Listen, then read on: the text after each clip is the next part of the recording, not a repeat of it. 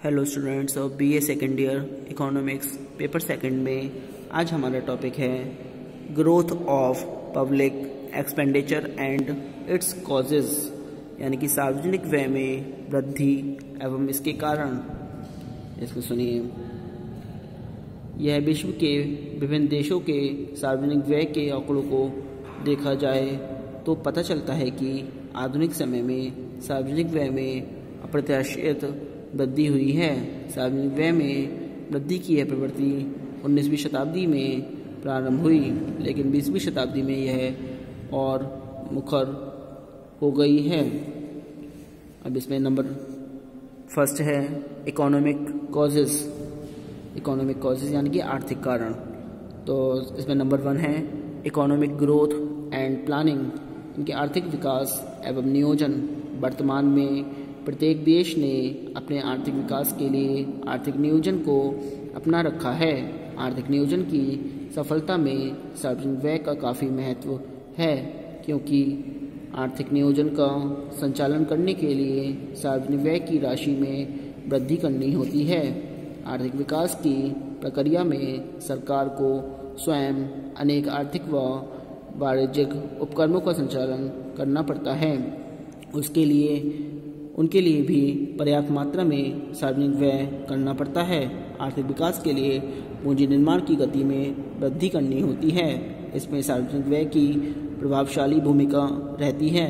आर्थिक नियोजन की सफलता के लिए विभिन्न मदों पर सार्वजनिक व्यय का उचित प्रबंध होता है।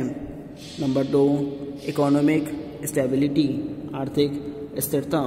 अर्थव्यवस्था में आर्थिक स्थिरता बनाए रखने में भी सार्वजनिक व्यय का महत्वपूर्ण योगदान रहता है।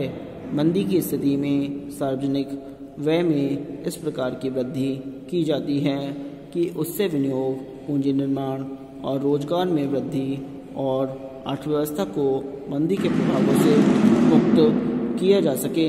इसके विपरीत स्फीति के समय उत्पादकीय तथा शीघ्र फलदायक योजनाओं पर सार्वजनिक व्यय को बढ़ाकर स्फीतिक प्रभावों को कम किया जा सकता है। इस प्रकार सार्वजनिक व्यय के द्वारा मंदी तथा स्फीति को नियंत्रित करके आर्थिक स्थायित्व को बनाए रखने में मदद मिलती है। Number 3 development of underdeveloped regions, अर्धविकसित क्षेत्रों का विकास। विकासशील देशों में पिछड़े व अर्धविकसित क्षेत्रों के विकास की समस्या रहती है, अतः सार्वजनिक व्यय के द्वारा इन क्षेत्रों में आधारभूत संरचना का निर्माण किया जा सकता है और विकास के लिए वित्तीय सहायता तथा उपादान प्रदान की जा सकती है। Number 4 expansion in size of public sectors, सार्वजनिक क्षेत्रों के आकार में वृद्धि। द्वितीय महायुद्ध के बाद राष्ट्रीय आय की तुलना में सार्वजनिक क्षेत्र के कुल आकार में नहीं बल्कि सार्वजनिक दृष्टि से भी पर्याप्त वृद्धि हुई है, जिसके कारण भी सार्वजनिक व्यय का महत्व बढ़ा है। Number 5 increase in price of goods, वस्तुओं के मूल्य में वृद्धि। द्वितीय महायुद्ध के शुरू होने के साथ ही संसार के विभिन्न देशों में मुद्रा प्रसार आरंभ हुआ। एक व्यक्ति की तरह सरकार को विभिन्न वस्तुएं और सेवाएं खरीदनी पड़ती हैं। फलतः वस्तुओं और सेवाओं के मूल्य में वृद्धि होने के कारण सरकार को भी पहले की अपेक्षा अधिक धन व्यय करना पड़ता है।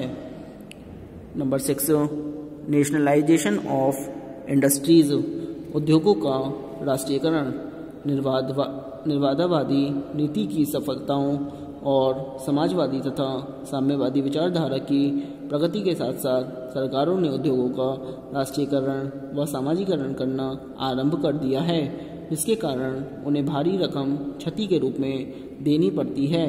इसके अतिरिक्त सरकारें स्वयं भी बड़े बड़े उद्योगों की स्थापना कर रही हैं, जिसकी वजह से राज्य का व्यय दिन प्रतिदिन बढ़ता जा रहा है। नंबर 7 सब्सिडीज टू प्रोड्यूसर्स, उत्पादकों को आर्थिक सहायता। देश में कृषि और औद्योगिक विकास के हेतु प्रत्येक राज्य धीरे धीरे कृषकों और उद्योगपतियों को काफ़ी मात्रा में धन, ऋणदान, अनुदान, यांत्रिक सहायता आदि के रूप में व्यय करना पड़ रहा है। Number 8, increase in national income and standard of living, राष्ट्रीय आय और जीवन स्तर में वृद्धि। विगत वर्षों में सरकार के सभी देशों में कृषि तथा उद्योग धंधों की उन्नति के फलस्वरूप आय में भी वृद्धि हुई है, जिससे जनता धनी हो गई है, समाज की करदान क्षमता बढ़ी है और सार्वजनिक आय में भी उसी के अनुसार वृद्धि हुई है। सार्वजनिक आय बढ़ने की वजह से सरकार के पास अधिक धन आ गया है और इसकी व्यय करने की क्षमता में वृद्धि हो गई है। नंबर 9, टेक्नोलॉजिकल चेंजेस, तकनीकी परिवर्तन। सार्वजनिक व्यय में वृद्धि का एक कारण तकनीकी परिवर्तन भी है। आज के वैज्ञानिक युग में बड़ी तीव्र गति से तकनीकी परिवर्तन हो रहा है। राज्यों को तकनीकी परिवर्तन के अनुरूप आवश्यक व्यय करना पड़ता है। उदाहरण, सड़क परिवहन में स्वचालित वाहनों के आविष्कार के साथ साथ राज्य का सड़कों के विकास पर व्यय बढ़ता जा रहा है। इसी प्रकार सामाजिक क्षेत्र में महत्वपूर्ण तकनीकी परिवर्तन हो रहे हैं। संक्षेप में, तकनीकी परिवर्तन आधुनिक आर्थिक विकास का अभिन्न अंग है। इन परिवर्तनों के कारण राज्य के व्यय में वृद्धि होना स्वाभाविक है। नंबर 2 आता है सोशल फैक्टर्स, यानी कि सामाजिक कारण। इसमें नंबर 1 है सोशल इम्प्रूवमेंट, सामाजिक सुधार। सामाजिक स्तर के सुधार अर्थात शिक्षा एवं स्वास्थ्य के स्तर में वृद्धि, सामाजिक कल्याण के कार्यक्रमों का संचालन, निर्धन एवं पिछड़े वर्गों का विकास आदि में भी सार्वजनिक व्यय की विशिष्ट भूमिका रहती है। नंबर 2, सोशल जस्टिस, सामाजिक न्याय। आधुनिक समय में सरकारें आय और संपत्ति की असमानताओं को कम करने पर जोर दे रही है। सामाजिक न्याय के इस उद्देश्य की पूर्ति में सार्वजनिक व्यय अत्यधिक सहायक होता है। कारण यह है कि सार्वजनिक व्यय की उचित नीति का अनुकरण करके निर्धनों पर अधिक व्यय करके उनकी आय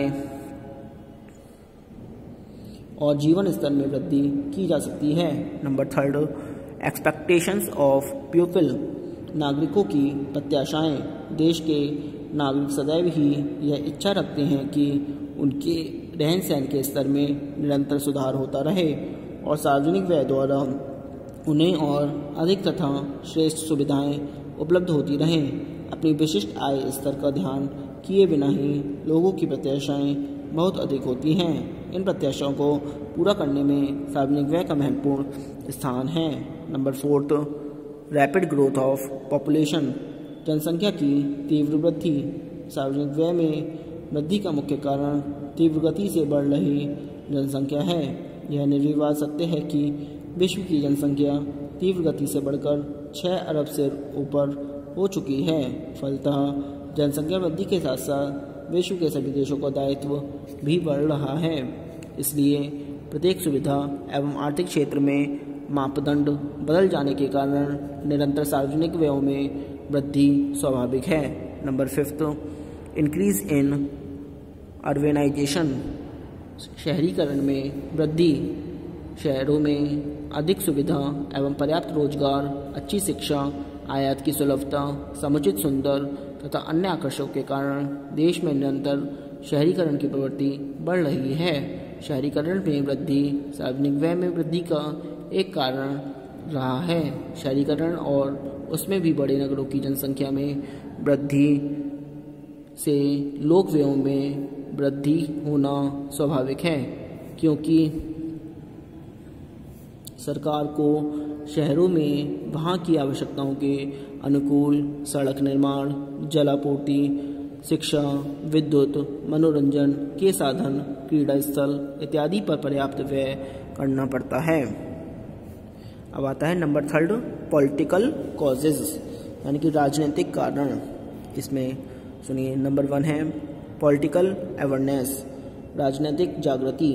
वर्तमान समय में के वर्तमान समय के जनता में प्रजातांत्रिक आदर्श की विचारधारा बढ़ती जा रही है।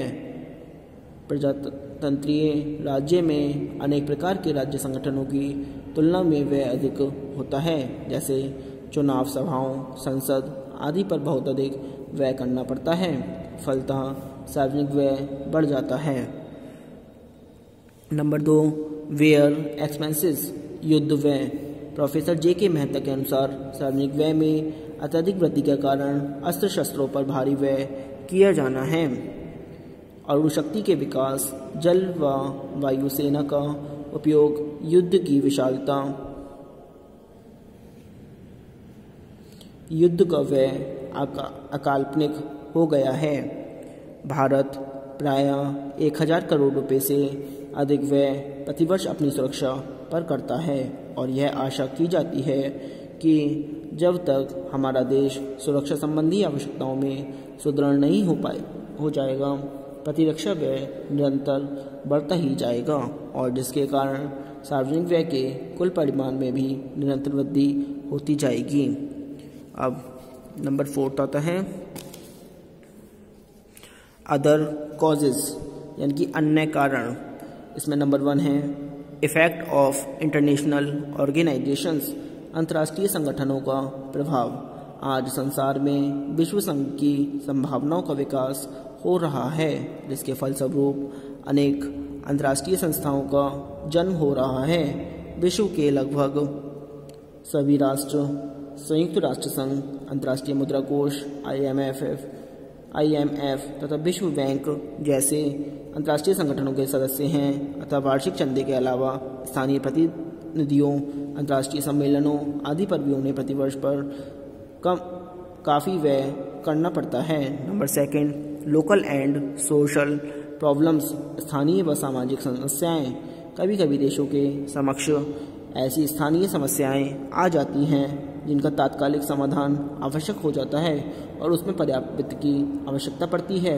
इसका कंक्लूजन यानी निष्कर्ष उपयुक्त विवेचना से स्पष्ट है कि आधुनिक युग में सार्वजनिक व्यय में भारी वृद्धि हुई है। सार्वजनिक व्यय में वृद्धि के अनेक कारण हैं, किंतु इनमें प्रमुख कारण है सार्वजनिक कार्यों में वृद्धि, राज्य के कार्यों में वृद्धि। संबंधी वैगनर के सिद्धांत के अनुसार आधुनिक काल में सार्वजनिक कार्यों के गहन और विस्तृत दोनों रूपों में वृद्धि हुई है। आज के लिए इतना ही। Thank you very much.